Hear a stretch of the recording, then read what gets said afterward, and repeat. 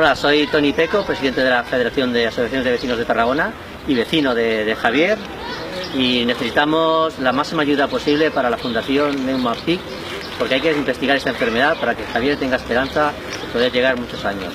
Por tanto, os pedimos la ayuda de verdad para la Fundación, para que se investigue esta enfermedad. Esta enfermedad de esas raras, que cuesta mucho de que la Administración aporte recursos, y por tanto tenemos que aportarlo los propios ciudadanos. Contamos con vosotros y Javier, vamos para adelante, ¿no? Sí. Venga.